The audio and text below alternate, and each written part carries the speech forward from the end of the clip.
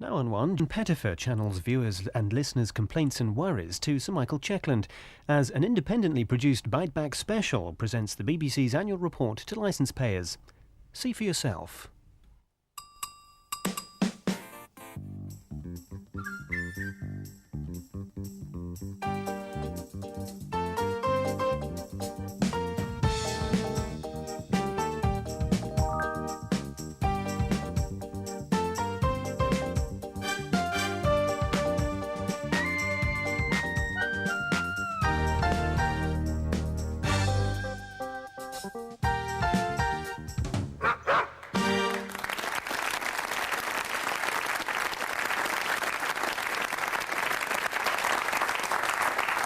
Good evening and welcome to See for Yourself. This year, the BBC's equivalent of an annual general meeting has been converted into a special edition of Biteback with a larger studio audience than usual.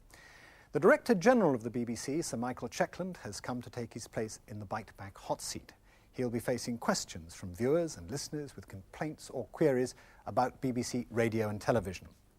We also have a number of experts dotted around the studio with particular knowledge of the key areas we'll be discussing. We'll be looking less tonight at the achievements and successes of the corporation, more at the problems and challenges it faces as the renewal of its charter, its permit to broadcast, draws closer. Obviously, we can't cover everything in an hour. So first, Biteback reporters Richard Jobson and Carol Stone review some of the issues and events that have put the BBC in the news during the past 12 months.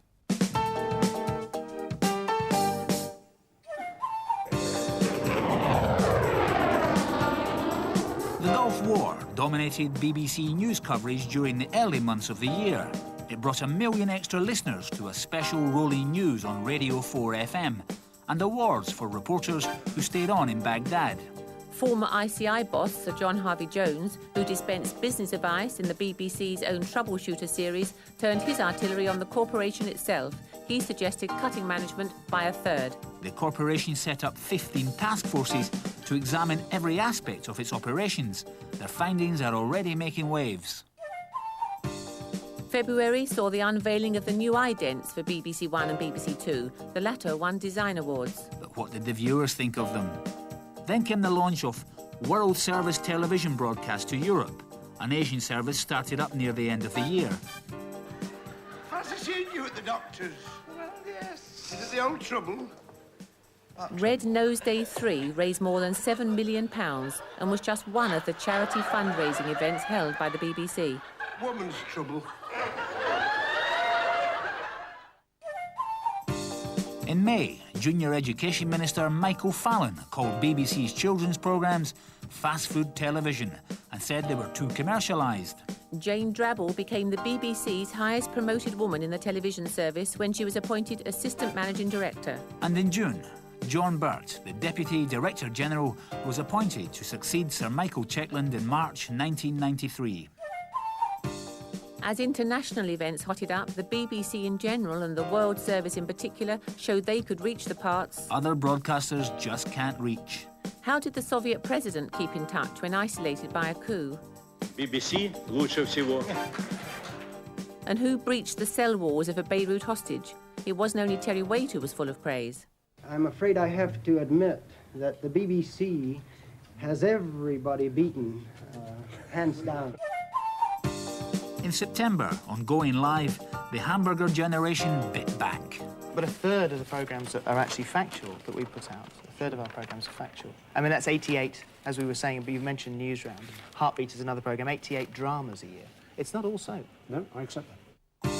It was a rocky year for the BBC's main rival, ITV, as familiar faces TVAM, Thames, TVS and TSW lost their franchises. In November, the annual Children in Need appeal raised £17 million. It looked like the Beeb could have done with the money themselves. They announced major cuts in their television resources. On BBC One, audience figures were said to be falling like autumn leaves. One remedy was the replacement of Artel with Ardell Soul. How kind. Instead of chat, there'll be a weekly drama series set among expats in Spain. And one of Britain's top-paid television presenters makes way for a £10 million soap. What's that in Besatas? Well, I make it 1,750 million pesetas, if you really want to know. Overall, BBC One has been losing its traditional share of the audience during the past year. And although ratings aren't the only things that matter, they are an important part of the argument for retaining the licence fee. Why should we pay for programmes we're not watching? Of course, not all programmes are expected to get high audiences. As a public service broadcaster, the BBC has to cater for a wide range of tastes and interests. But two areas that are expected to do well are situation comedy and popular drama. This year, there have been some notable successes, with 8 programmes in the top 10 comedies. But we've also heard complaints, particularly about the number of repeats. Richard Jobson reports. Right, stand by everywhere, please. OK, ready there? Oh, it's not right. You're one of us. I'll speak to Mr. Stokes. A recording a few weeks ago of the 1920s spoof You Rang My Lord. Since it was the last in the series, the studio crew wore evening dress. With 3 series completed and an audience of 9 million, they're just at the point where they could hope to become an established comedy classic, though they'd have to increase their ratings to be a huge audience grabber like Only Fools and Horses. Well, she wouldn't be any trouble. She'd have said she'd eat behind the bushes. Yes, and she'd drink everything she could. Developing a hit takes time, and with limited resources, the money for new series has to be eked out by repeats, especially in the summer. The first series of You Rang My Lord was not the only one to be repeated last year. There was also Allo Allo, Birds of a Feather, Bread, Brushstrokes, Butterflies, Dad's Army, Dear John, Reggie Perrin, From May to December, Joint Account, Keeping Up Appearances, On the Up, One Foot in the Grave, Only Fools and Horses, Open All Hours, Up Pompeii, and Waiting for God. What's on the telly tonight? Nothing much, I don't think, darling. I think it's a repeat of that series they repeated last year. The pattern shown by comedy fits into a larger picture. On BBC One, repeats made up 28% of all programmes. On BBC Two, it was 49%, including schools and Open University programmes. These figures are much higher than for ITV and Channel 4. What do you mean you haven't noticed it? Listen, I said... There's absolutely no doubt that repeats are a service that people do enjoy watching them, particularly the comedy repeats. And comedy repeats also perform another function, which is to build public interest and build the new comedy shows as they come along. Nevertheless, it also has to be said, I think, that we are trying to bring down the number of repeats. I don't think we should ever move away from using our schedule to repeat our popular shows. But one of the reasons that the Director General has put more money into BBC One is in order not to make it so reliant on repeats, particularly during the spring and summer. But we've had some laughs, haven't we? We've had some laughs along the way, over the years, haven't we? As far as comedy output is concerned, some of the repeats have drawn much bigger audiences than a few of the new comedy series launched this year. That's a ticket! All right, 2 of them fell by the wayside, but I think 2 out of 7 isn't too bad. I mean, I'm not being complacent. I'm never complacent.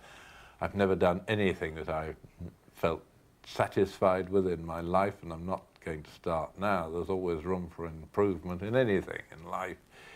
I'm not saying that we have answered all the questions. I would love to find a lot more new writers, and if anybody who is watching this programme wishes to submit us scripts, we are more than happy to read them. That's what we're here for, and give them every consideration and what help we can. Of course, it's awfully hard to make hit shows. Don't let's be too sort of scathing about this. Everybody knows that a winning formula is not something that you can just write an equation for and then, hey presto, it turns up. In drama, while established series like Casualty went from strength to strength, peaking at over 15 million viewers, some of the new series did not live up to expectations.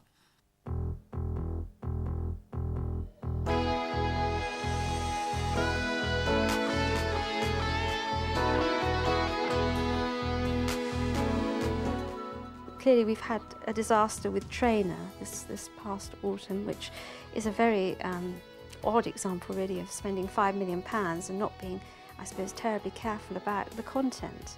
It was badly scripted. The stars in it, they're terrific stars, Susanna York and David McCallum and Nigel Davenport, they just haven't been used properly.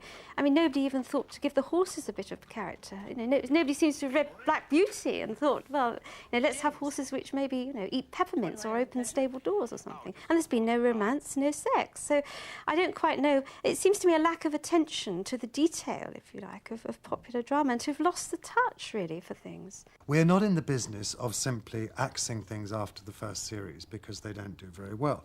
Were we in that business, Casualty, one of television's biggest hits, would not be on the screen. Its audiences for its first series were roughly in the area that Trainer has started off with. Last April, BBC One's audience share fell to 33%, compared to 43% for ITV, a 10% gap which had not improved by the autumn. I'm sinking, Mr. Mannering. Don't much in the bog. He's in the bog. Don't panic. Be quiet.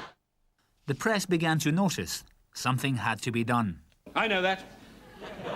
I'm not a complete nincompoop. Or am I? Well, the BBC really has run out of money for its main popular BBC One channel.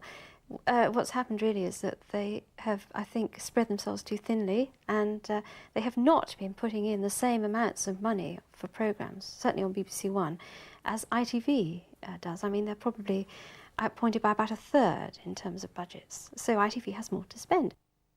The ratings over the past year have gone down, that is absolutely true. And we recognise that. That is why we are putting another £40 million into popular entertainment on BBC One. You have to look at this within, I think, two contexts.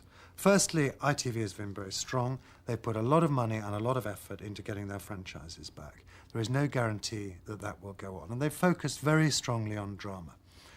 And secondly, you also have to recognise that BBC One is about other things than simply ratings.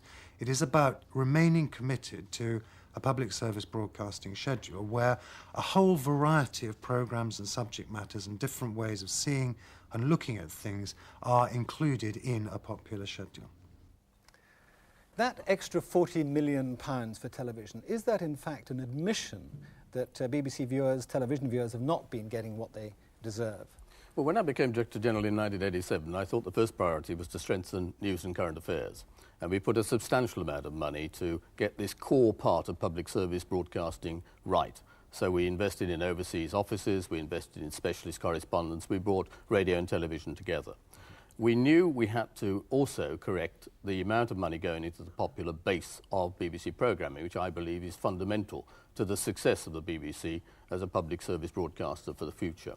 And what we did was to find ways from economies and savings throughout the BBC to put money now into comedy and into drama and to maintain the sporting contracts which people expect from us. But was it a response to falling ratings? No, it wasn't. No, the first, we discussed it at a joint conference of the boards about 18 months ago, and the first money we'd put into popular programming was in February of this year, once we'd known the outcome of the licence fee review. Well, I'd like to go straight to our audience, and perhaps Nick Grant would like to open the bowling.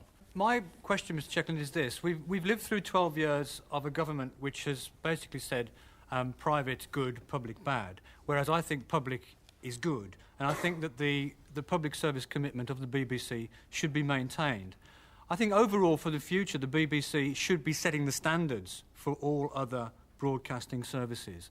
Do you see that as your own particular goal, or do you think that the BBC should pay attention to the ratings? I think the BBC has to be at the centre of British broadcasting. Our reputation is unrivalled around the world, as you've heard from some distinguished people commenting about the BBC's role on the World Service in some of those extracts. We are in public service broadcasting. The BBC's job is to be distinctive in quality and in provision. It must not lower its standards. And when we're involved with comedy, we've got to not only to do comedy that makes people laugh, we've also got to do comedy that makes people think. And interesting, looking up the various comedies that are shown over the years, we remember the great classics, the Porridges and the Dad's Armies and all the rest of them. In most years, there were only 2 or 3 in any year, if one historically looks. And there were many, many comedies which none of us can remember. which have fallen by the wayside. So it's not any different, really, to look at this year and to say there are some comedies which have done very well, like Only Fools and Horses or Birds of a Feather. Some of the other programmes haven't done very well, and we will go on commissioning. But our standards are crucial to the future of the BBC. But surely the question is, can the BBC afford to chase ratings and also provide its public service commitments? It could absolutely afford to chase quality. That is what we are about. Over the last 5 years, we've had a whole process of putting money into programmes. As I say, we started with news and current affairs. We're now putting money into popular programming. That money has been achieved by reducing the infrastructure of the BBC, by reducing resources, closing down studios, which you've seen with Lime Grove and the television theatre. Yeah, but in television, a quarter of all your money is still going into administration. Not true. That's according to your own figures. No, I don't think you'll find that in any figures that you'll see published. And Damien Green. So, Michael, you say that, or you refuse to say that you're going to chase ratings. Is it not part of the obligation of the BBC to remain a mass broadcaster? We've already heard that ratings have gone down over this year. It seems inevitable over the decade to come, as more television channels come on screen, the BBC's audience share will decline further. Is there ever a point at which you would feel uncomfortable with receiving a licence fee extracted from every household in this country if you're not actually providing a service that goes every week quite regularly for quite a lot of hours into every household in this country? I think the future does mean that as new channels come into being, satellite is now in 2 million homes for satellite and cable, that it is going to affect the audiences not only for the BBC but also for ITV and Channel 4. That is inevitable. It's happened in America. The American networks now only have 60% of the audience. And the American networks ignored cable. They thought it wasn't going to work. We are not ignoring the new competition from satellite or from cable. We know it's going to be a fact of our life. But we have firmly to say that we are in the business of quality and distinctive provision. Now, that doesn't mean that we can't have popular programming. We are in major sport, we are in major comedy, we are in major popular drama. And we will have to keep that popular base strong. Otherwise, the future of the BBC will be what has happened to public service broadcasting in Canada or in Australia or in America, where the audience share is something like 15 or 12 or 7% for public service broadcasting in America. What is important is that the reach of our programmes is high. That is the real test. Now, by reach, I mean that at the moment, 90% of people in this country view our programmes week in, week out. That some point during the week. Now, Damien that Green, is are you crucial. satisfied with that answer? If you're right, if the reach stays up, then it seems to me justifiable. But it does seem to me that now, while the BBC is very strong, has huge public affection, has this huge audience, now is the time to start planning to say if we ever do get to a stage where our reach maybe is below 50%, then at that stage, how are we going to fund the BBC? Is the BBC doing enough now to generate the income that would replace some of the licence fee money? What's the minimum figure? Yes. I mean, how far would audience need to drop, do you think, before you'd forfeit the right to a licence fee? I don't think, if the reach remains high, then we wouldn't forfeit the right. If we've got a situation where less than half the population are actually viewing or listening to our programmes any week, one would have to query a licence fee-based funding. I do not believe that is the case. We produce such a range of programmes, both popular and minority, appealing to people's interest, not only at network level but also local and regional level, that I believe we will be able to maintain that reach. If we do, the argument for general funding, I think, remains. How can Sir Michael justify the closure of the BBC's script unit, which actually develops new writers, at a time when you're clearly crying out for new writing for television, in comedy and, even more important, I think, drama, when this makes it much more likely that you'll be relying on a shrinking pool of writers who are already established? Good question. Why was the script unit done away with? Because we found that our new writing was not coming through the script unit. It was actually coming through the producers and from the department, with their access to writers in the community. And we found that we were not getting the benefit from this investment. Now, we've got discussions with the Writers Guild how we can encourage new writers. We have comedy workshops being developed. Also, so we have to, the broadcaster, put our money into talent. And broadcasting emerges, first of all, from writing. And we are not going to let down the writers in this country. the script unit was not the most appropriate way to deal with it in the 90s. But how is it that something like Drop the Dead Donkey was actually offered to the BBC and turned down? Other programmes that started life on Radio 4 were actually picked up by the commercial stations. Well, this doesn't mean to say, it suggests to me that you don't have your eye on the ball. Well, I think there's no doubt at all that we missed out on some of the radio ideas. No question about that. And I wouldn't stay and defend that. What we have made sure is that we have moved people from radio into light entertainment. The previous head of light entertainment radio now works in television.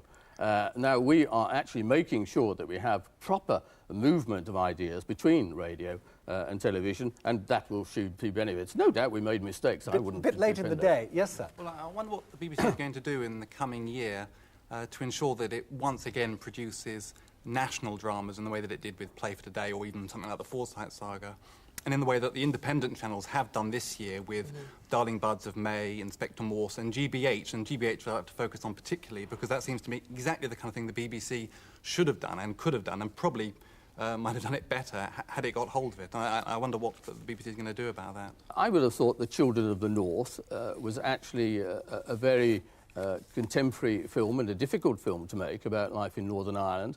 The BBC is not moving out of national drama. We are determined to spend more money on drama, as we've said earlier. One of the major points that Maggie Brown made in her comments in that film is that there is an imbalance between the amount of money that we are spending on drama and the amount of money that ITV are spending. In the first 6 months of this year, ITV were outspending us in a ratio of about 3 to 1. ITV spend £800 million, roughly, on producing the ITV network. The BBC spends about £500 million. Now, that's on BBC One. Now, BBC Two, we actually spend rather more than Channel 4, and I think that's reflected very much in the schedules of BBC Two. But we're not moving out of drama. We are going to put in more money to commission more drama. Yes, anyone else? I want to bring you back to your point about minority programming, and to ask you why you feel that black members of the society should pay their BBC license fees at all, because I don't feel, especially in the comedy roundup they showed on the television, that there certainly wasn't any black representation.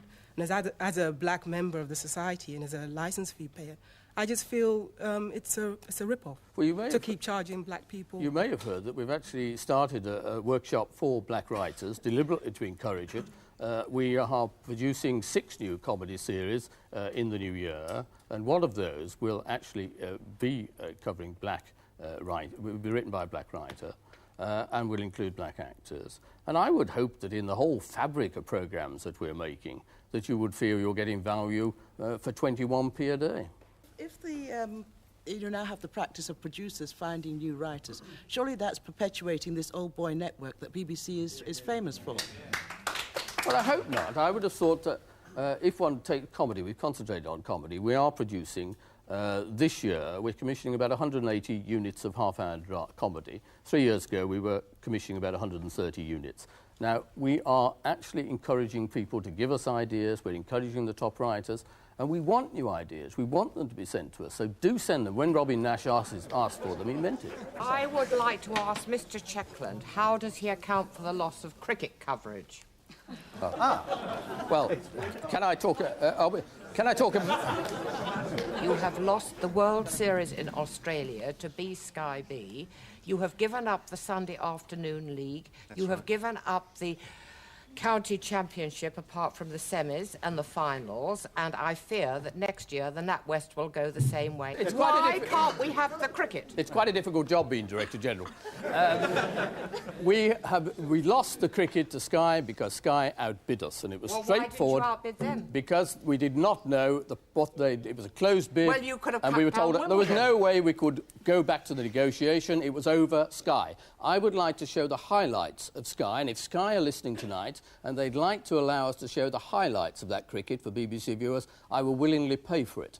We have got back from Sky. Well, I think so for my £77. The only thing I watch is cricket and National Hunt We've racing. just got back, if I can say so, the NatWest from Sky, and we shall be showing the NatWest and the Benson and Hedges on the BBC this year. We've got a 3-year contract we've just negotiated with the TCCB. Yes, I know you have. The BBC intends to be the premier cricket channel, and there will be occasions, and it will happen in other sports, when we will be outbid. Why did you give away the Rugby World Again, Cup? same. We went into a bidding situation, we made presentations to the unions, and again, we lost in that contractual negotiation. We then went into the 5 championships negotiations, and we won that negotiation. And that is what will happen in sport. We must move on, because I want to move on to radio. Now, at least in its ratings battle with ITV, the BBC has had 20 years of experience to draw on. But in radio, with the launch of the first national commercial stations, the corporation will be facing a totally unfamiliar challenge. Richard Jobson woke up to the changes.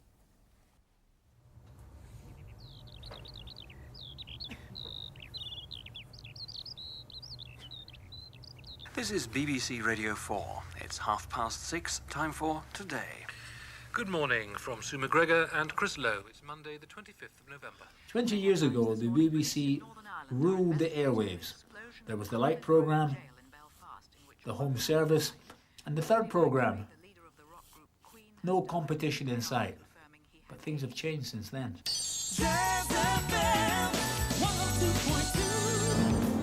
LBC News Talk 97.3. 95.8 Capital FM. London 100 Kiss FM. There are now 112 local commercial radio services around the country, and these are soon to be joined by 3 new national commercial radio stations.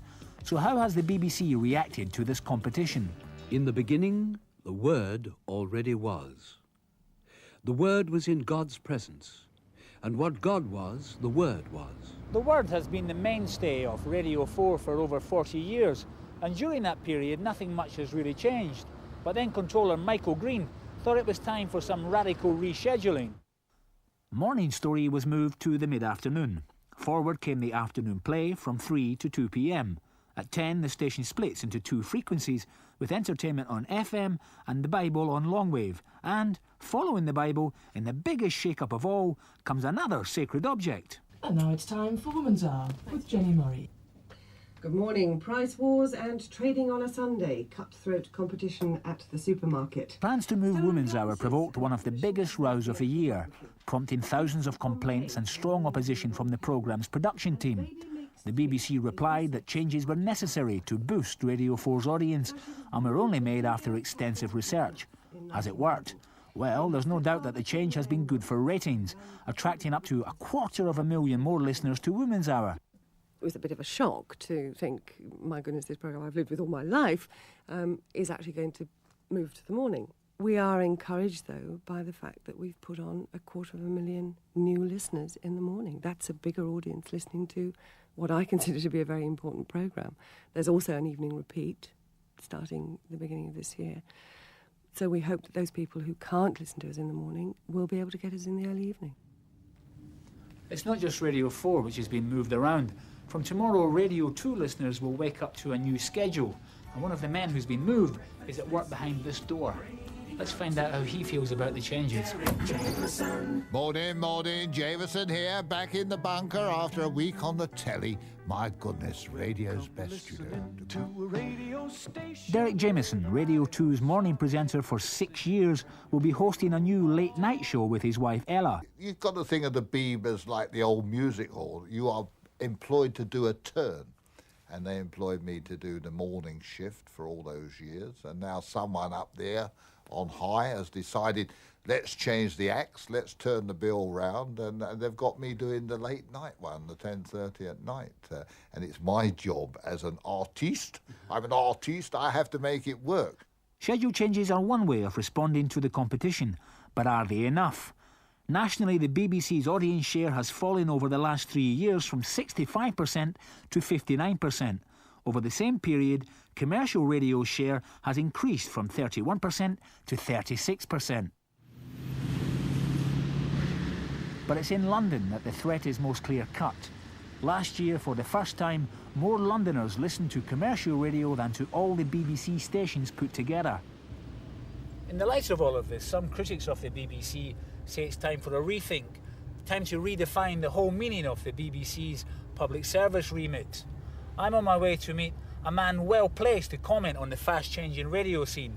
He's been the presenter of Radio 4's feedback programme for the past 6 years, Chris Dunkley.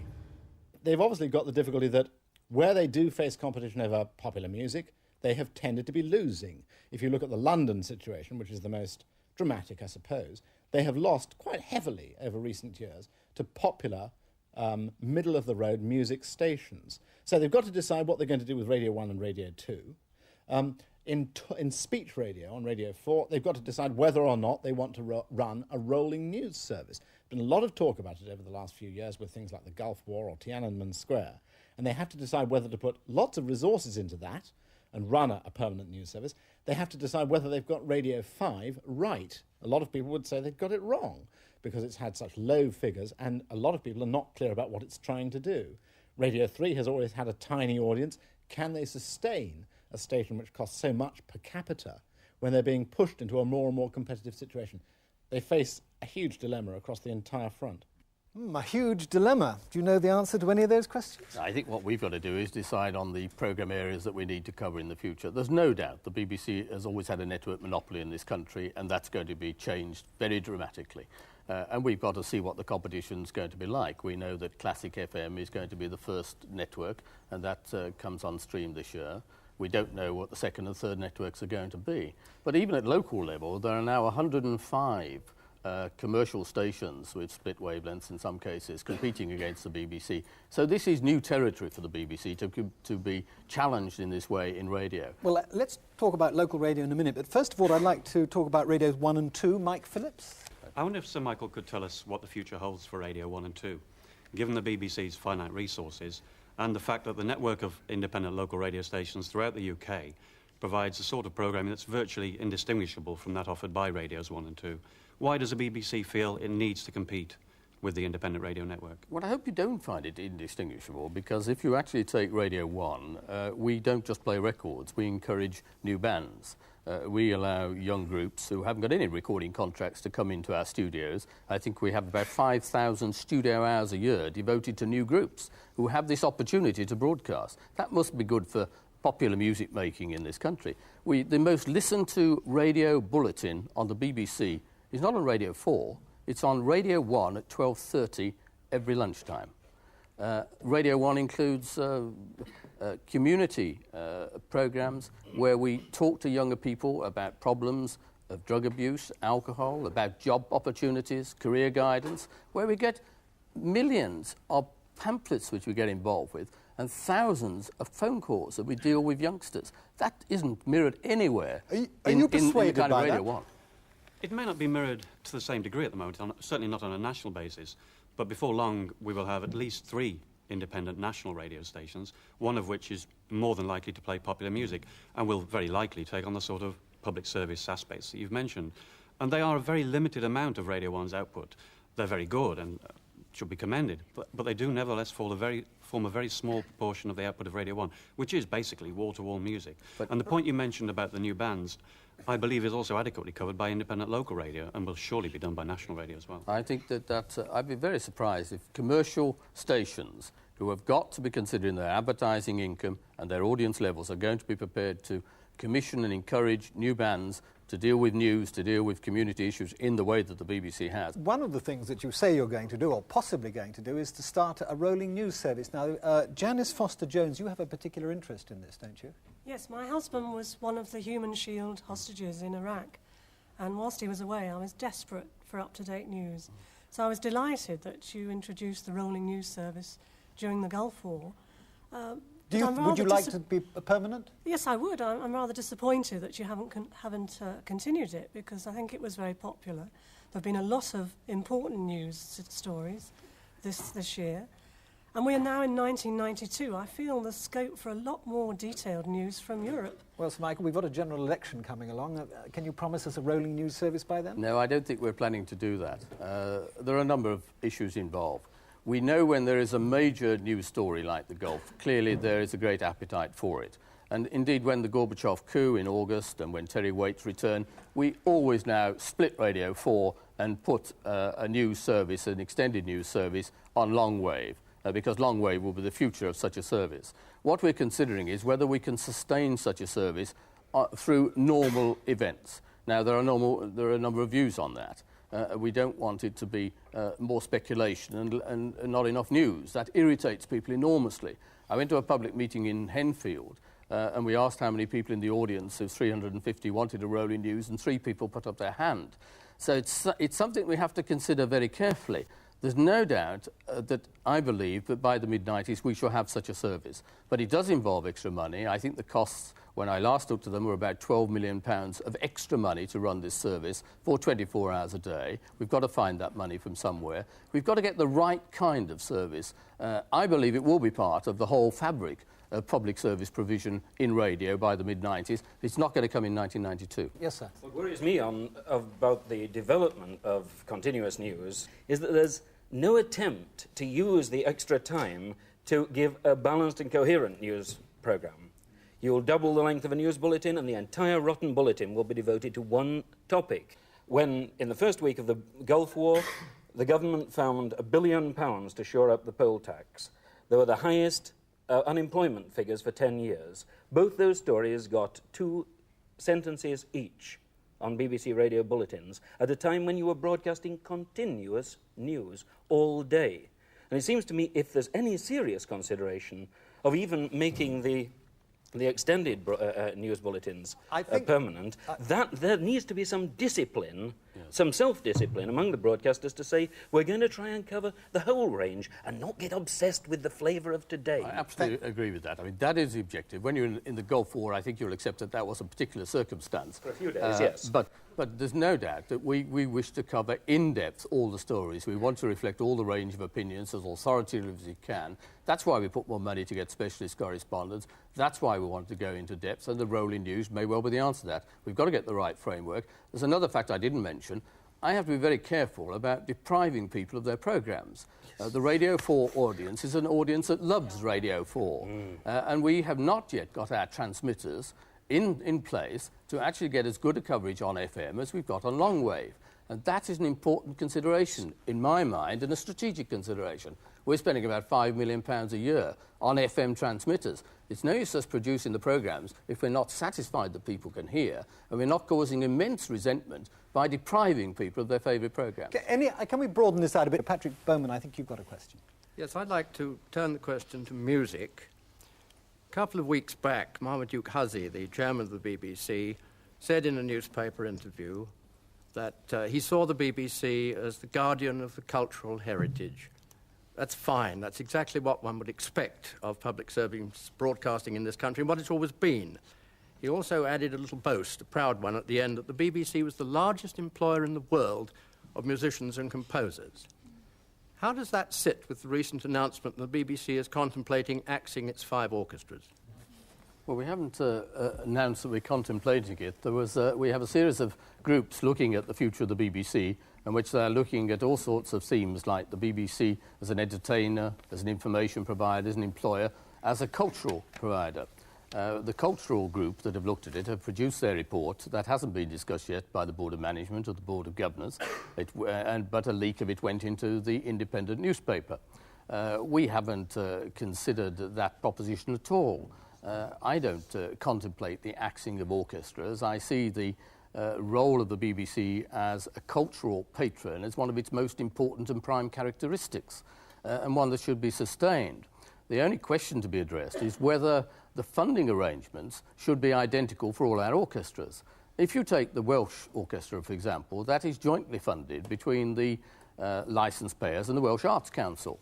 If you take the orchestra in Northern Ireland, which used to be a BBC orchestra, it is no longer a BBC orchestra. It's called the Ulster Orchestra. It's funded by commercial money, and the BBC pays a contribution for its running. The BBC Symphony Orchestra has a different role. It is concerned with the commissioning of new music and the playing of contemporary music, and I see that as a very important part of its role and something quite unique in musical provision in this country. So the debate about the orchestra is nowhere near over, and we're talking about how we get classical music provision and that commissioning role sustained in the environment we'll be facing later on. So I hope that gives you some reassurance. Well, there I'm afraid we must bring our radio discussion to an end. One thing we haven't got time for today at all is to go into complaints about specific programmes. But the number of complaints received is one way of measuring the way you feel about BBC output. Without any claims for scientific accuracy, here's the Biteback hit list for 1991.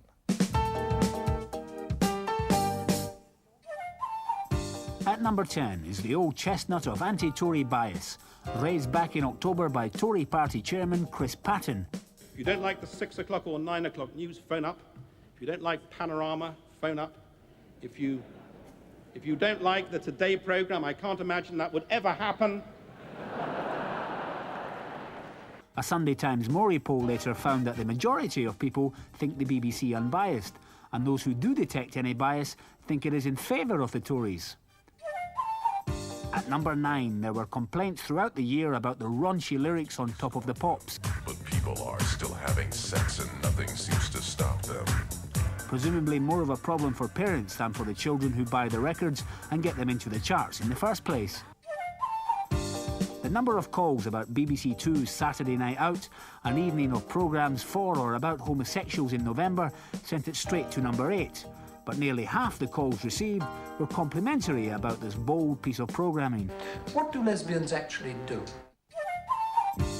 In fact, many more people were upset by the departure of presenter Anne Gregg from Holiday 91, enough to take her straight in at number 7. Still there at number 6, the perennial problem of bad language. Singled out for criticism this year was the charity extravaganza Comic Relief. I never said I could act, did I? At number 5, another regular irritant, what many viewers regard as the excessive amount of sport on television. Oh, come on! Particularly simultaneous showing of sport on both BBC channels at once. At numbers 4 and 3 is the Gulf War, which drew complaints about saturation coverage and the rescheduling of favourite programmes.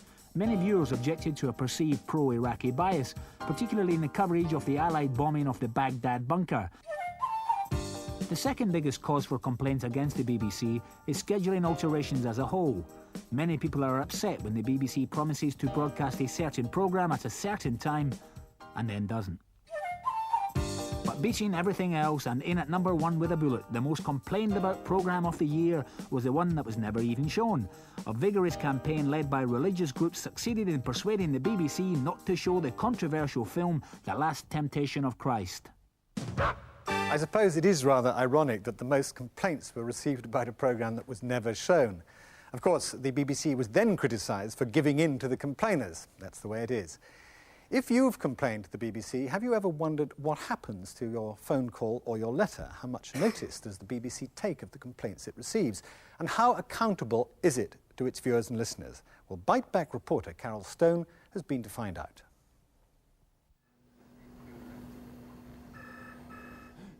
500,000 of us phone the BBC every year. Hello, Information Office. The calls are answered either here in Television Centre or, if it's radio, in a similar room in Broadcasting House. OK. Thank you very much for your call. I'll make sure that's logged. The calls are typed up into the Information Office log, and that gets circulated throughout the BBC for producers and managers to read. But what happens if you write to the BBC? If you send your letter to a particular programme, you'll get a response probably directly from them. But if you write to the chairman or the Director General, the life of a letter can get a little more complicated. Here's the Director General's office. Let's find out what's in his postbag today. Hello, Kathy. Hello. Can we see what's in your post this morning? Right.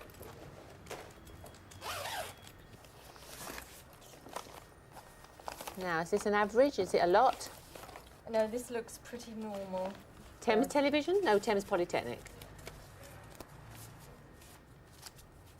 Now that looks, yes, I see. That looks trouble to me. The official letters now leave Broadcasting House to go several miles across London to the new BBC building at White City. Oxford Circus, Central Line, Lewis, right down to White City. The mail that the chairman and the Director General are going to reply to, replies drafted here in the Secretariat. The rest go further down the corridor. This is viewer and listener correspondence. They deal with around 2,500 letters a week. That's the bulk of the correspondence addressed to the BBC centrally. That's not all complaints, of course. Most of it is people asking for information. The assistants specialise in different programme areas, so you ought to get a well-informed answer. On the other hand, how many get a standard reply? Not as many as you might think. I can't actually give you a figure because it's for every one of my staff to make their own assessment of how they're going to reply. If a lot of people write about some quite specific point, and if there is one answer to that, then to produce a standard letter which you send to all the people who are making the identical point doesn't seem to me to be awful. It seems to be entirely sensible, consistent, economical, and a very proper way to respond. Even so, campaigners with a particular point of view may not be satisfied. Take the case of the Reptile Protection Trust. They'd been upset by Michael Palin going around the world in 80 days, being involved in the disemboweling of a live snake in a Canton restaurant. Their initial complaints, they felt, didn't get them very far, so they made other moves. First, they organised a write-in from a group of celebrities and 23 MPs. The majority received the standard reply. Then the Trust got an early day motion tabled in the House of Commons, and they featured in Points of View, but they still didn't get the programme re-edited before it was repeated last summer. So the Trust went to the Broadcasting Complaints Commission, which considers cases of unfair treatment. The Commission felt it didn't fall within their remit. So they referred it to the Broadcasting Standards Council, which deals with matters of taste and decency, and the complaint was partially upheld, though not on the grounds the Trust wanted. After all that, how do they feel now about the BBC's producers and managers? They are sealed behind the typewriters and numerous other bureaucratic systems, and you really can't get access to them. They need to be exposed in the sense that they can be questioned directly about their involvement in these matters. It's all too easy at the moment for them to simply shirk it off. And when you bear in mind that we had something like 4 people working quite a great deal of time on this particular issue with a great deal of tenacity, it makes you wonder what chance the average person in the street has got making a complaint about something they feel strongly. We put in a lot of effort and we got virtually nowhere. Although he rarely gets involved in these issues personally, it's the chairman of the BBC who is responsible for the corporation's accountability to the public. What effect do you think these complaints or these comments have on the programmes eventually? Well, of course, it does depend very much on the validity of the comment. I mean, you very quickly learn, if you see as many letters as I do, when there's a lobby at work. But equally, I think it's a very important part of our public accountability, as indeed this programme is. You say you have to be careful if there's a lobby at work, but surely with The Last Temptation of Christ there was a lobby at work and you did intervene. That decision was actually taken by the managing director of television, although I certainly let him know the amount of letters I'd received. Mind you, I think he'd received a great deal himself. Yes, when I say you have to take into account that, I mean, not all lobbies are causes which necessarily, I think, is in the interest of the BBC to agree with. I mean, they obviously be right to give view to their expression of their feelings, but you mustn't automatically be influenced by a lobby. You must be influenced by whether a complaint is justified or not justified. That's the acid test. Legally, the Board of Governors, which Marmaduke Hussey chairs, is the BBC. The governors are ultimately responsible for programme standards and represent the public interest. Matters arising, there are only 2 matters arising. One, World Service Television. John, where is he? Oh, there. John, would you like to bring us up to date? Yes, Chairman. I think it looks remarkably good. The news bulletins look very solid.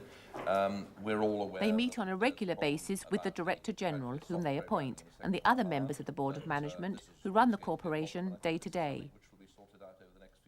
There are 12 governors, chosen from the traditional lists of the great and the good, to represent the national regions and particular areas of public life, like industry and trade unions. They are appointed by the government of the day, but is that necessarily the best system, or should their selection be more open? Well, this is obviously a matter for consideration, and we're considering, in the run-up to the new charter, all sorts of varying issues, and that's one of them. I don't think the electoral system is very good. I mean, after all, the BBC is a very, very large and very, very important part of the whole body politic of this country. 94% of people listen or watch the BBC every week. And it's a huge business. And to run a business like that, you have to have people with considerable experience. You just don't want, good that it would be, to have a whole range of people elected. I mean, rather like electing a group of passengers to run British Airways. I mean, it isn't really a very appropriate system. There's been an internal report by the BBC where there's a feeling that maybe the influence of the governors is too great and that maybe it should be reduced and there should be fewer and there should be trustees to run it. How do you react to that? Do you think you have been too hands-on in the last few years? No, I don't think so. I think that the way we run the BBC, we've made a great many changes. One of the changes I made was to make certain that at all the governors' meetings, the majority of the Board of Management were present. We never have less than 7 out of 11, which is quite a lot. So all the discussions that take place about major issues are with the governors and the top management together. That's the way you get a consensus view, and a view that can stretch right across the whole organisation as a result. Of course, it is a function in the end for the governors to take the most difficult and the most serious strategic decisions. And that is what we do. But it's one decision a year, 2 decisions a year, not more than that, if as many.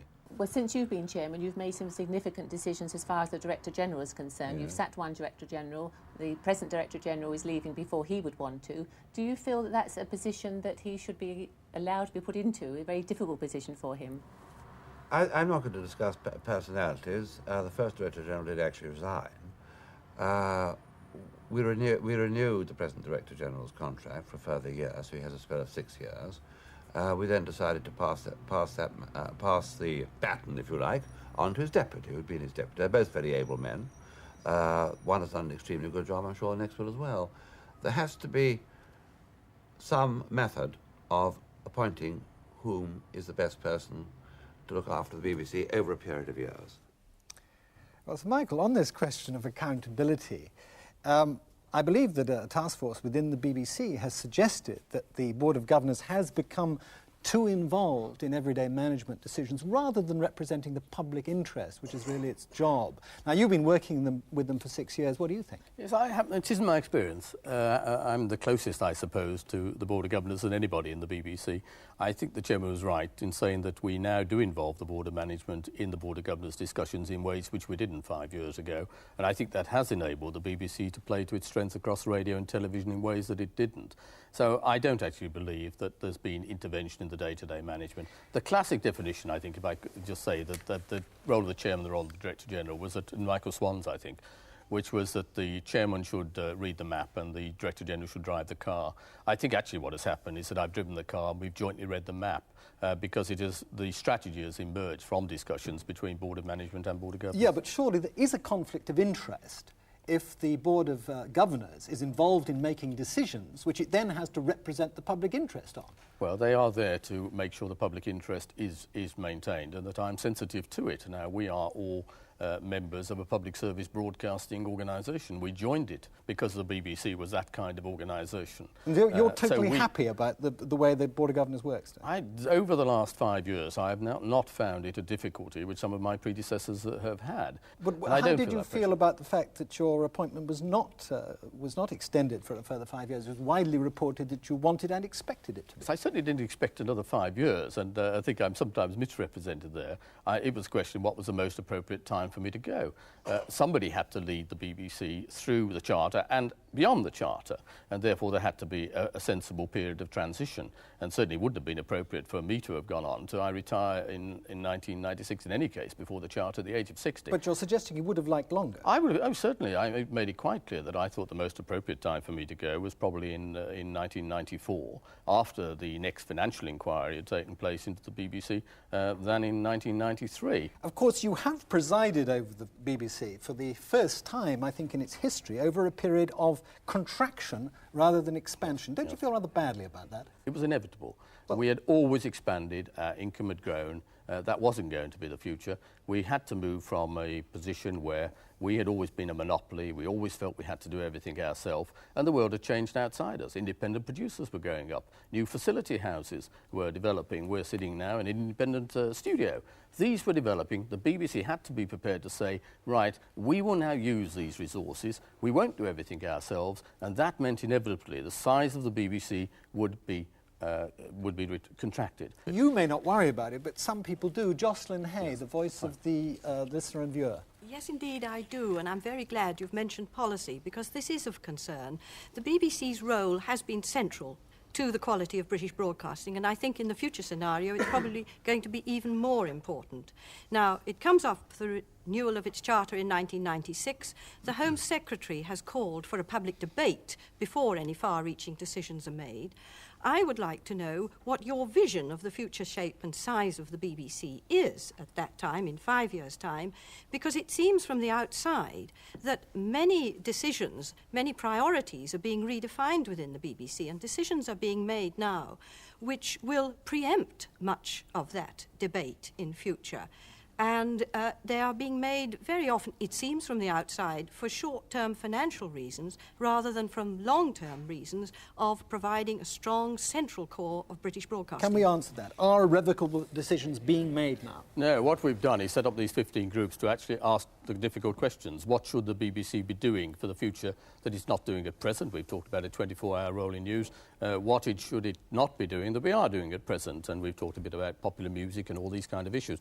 Now, the process that we've gone through is set up these groups, and it's been a process of groups of men and women across radio, across television, across the World Service, looking at these issues. We will be, over the next 6 months, considering these as the boards, and then we'll issue, after the election now, a statement of how we see the BBC's future as public service provider. A lot of these decisions are being made on the assumption that there is going to be less money available. Now, Professor Ehrenberg. Now, I'm very worried that finding radically more money for the BBC is not on your agenda, on the BBC's agenda. If you ask viewers, which is your market, then if they have the option of watching ITV and Channel 4 free without paying the licence fee, they say not on your Nelly. 99% of them say we want to pay for BBC One rather than give it up.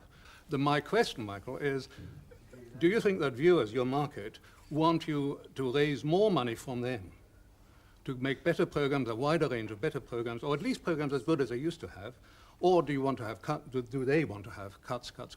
I think that whatever we've done in terms of cuts have not damaged the range and variety of our programming. I'm absolutely sure the changes we've made of cutting resources, getting out of buildings, reducing our internal provision and relying more on the outside market have not affected the amount of money put into programmes. In fact, it's enabled to put more into programmes. Now, whether the public would be prepared to pay a higher licence fee than a consumer index, it will be part of the debate. Let's just try, shall we? How many people... Will you just a second, sir? The BBC is paid for by people across the whole of the country. There are as many people living in the North region as live inside the M25. Yet if we look at arts coverage in particular, you'd think it was LWT. Now, what are you going to do to make arts coverage cover the whole of the regions so that England is not a blank space, so that the Burnley National Blues Festival, which is First Division, is not ignored, while its football team, which is Fourth Division going on Third, is covered? I think that's a genuine criticism that I take very seriously. I happen to come from Birmingham. I'm slightly disappointed that the Late Show, which was a major investment in arts programming, has actually concentrated too much in the southeast of England. I want its remit to be wider. I want the BBC to be representing the regions, the regional arts festivals, the music festivals, more than we have in the past. We've made that very clear to all our staff that we want to do it. The BBC is the British Broadcasting Corporation. Too much money, I believe, is spent in the southeast. And we need to spend more money outside. Can I take a point from the lady in black up there? I was involved in the Reptile Protection Trust complaint. If there are a number of letters, and there were over 100, all asking 3 specific points, and those 3 specific points you'd assume would be able to be handled in 3 specific answers, but to those specific points, they weren't. So it was like a standard evasion rather than a standard letter. A standard evasion. Well, I'm sorry about that. I mean, I've tried very hard to open the BBC up and make it more accountable. The fact that I'm sitting here, I assure you, nobody else who runs a broadcasting organisation in the world is prepared to do this. They come and look at it and they say, that's a good idea, and they don't do it. So I do believe in an open and accountable broadcasting organisations. We take complaints seriously. We have the listeners and viewers correspondence section, and I'm sorry if you didn't feel we adequately handled it. Well, I'm afraid that really is all that we have time for tonight. Our thanks to Sir Michael Checkland for occupying the hot seat. Thanks too to our studio audience, who actually do come from all parts of the country and not just from the southeast.